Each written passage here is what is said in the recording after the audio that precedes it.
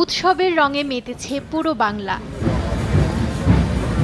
নতুন বছরকে বরণ করে নিতে রাজশাহীতে বর্ণাঢ্য র্যালি করে জেলা প্রশাসন। র্যালিটি শুরু হয় রাজশাহী কলেজের সামনে থেকে, নগরীর বিভিন্ন সড়ক ঘুরে আবারও কলেজের সামনে গিয়ে শেষ হয়। এছাড়াও পদ্মার পাড়ে রবীন্দ্র নজরুল মঞ্চে হয় সাংস্কৃতিক অনুষ্ঠান। বরিশালে প্রভাতী অনুষ্ঠান আয়োজন করে উদীচী শিল্পী গোষ্ঠী। এ সময় নাচ, গান ও আবৃত্তি করেন শিল্পীরা।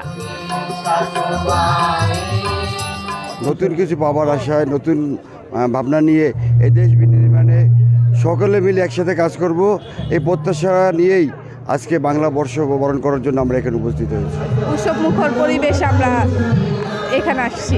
সকলকে নববর্ষের শুভেচ্ছা। সবার কাছেই খুব আনন্দময় একটা দিন বাঙালির নববর্ষ।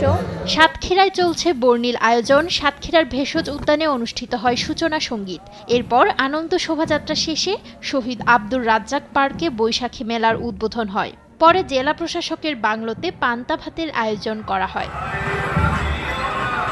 ময়মনসিংহ নগরীর মহাবিদ্যালয় থেকে আনন্দ শোভাযাত্রা শুরু হয়ে নতুন বাজার টাউন হল মোড় ঘুরে জয়নুল আবেদিন পার্ক বৈশাখী মঞ্চে গিয়ে শেষ হয়।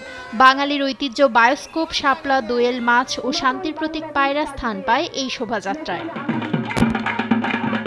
নানা আয়োজনের মধ্য দিয়ে নতুন বছরকে বরণের কর্মসূচি গ্রহণ করেছে মৌলভীবাজার জেলা প্রশাসন। আমরা পুরাতনকে বিদায় দিচ্ছি এবং নতুনকে আজকে বরণ করে নিচ্ছি। পিঠা মেলা, তারপরে হচ্ছে পান্তা উৎসব, তারপরে বিভিন্ন হচ্ছে যে আমাদের যে লোকজ উৎসবগুলো আছে সেগুলো এখানে আজকে হবে। লাঠি খেলা হবে।